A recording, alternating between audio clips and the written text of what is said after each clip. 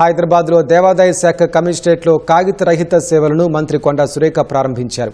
త్వరలో యాదగిరిగుట్ట ఆలయ సేవలు, ఆ తర్వాత రాష్ట్రంలోని 30 పెద్ద దేవస్థానాల్లో ఈ సేవలను వినియోగించనున్నట్లు మంత్రి తెలిపారు.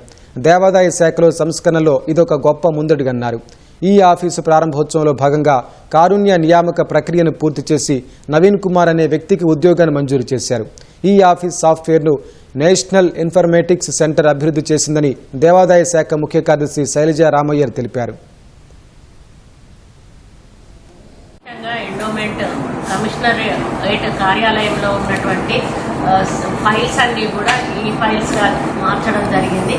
చాలా టైం ఒక్కొక్క సెక్షన్లో తీసుకోవడం వల్ల ఫైల్స్ చాలా పెండింగ్లో ఉండడమే కాకుండా చాలా సమయం తీసుకునే అవకాశం ఉండేది. ఇవన్నిటినీ కూడా దృష్టిలో పెట్టుకొని కమిషనర్ గారు ఒక మంచి నిర్ణయం తీసుకొని దాన్నంతా కూడా ఈ ఆఫీస్గా చేయడం జరిగింది. మన టెంపుల్స్ అన్నింటినీ కూడా ఇదే విధంగా ఆన్లైన్ చేసి ప్రపంచంలోని భక్తులందరికీ కూడా మన తెలంగాణ టెంపుల్స్ యొక్క మరి ప్రాముఖ్యతను చెప్పే విధంగా ఆన్లైన్ చేపిస్తే బాగుంటుందని నాకు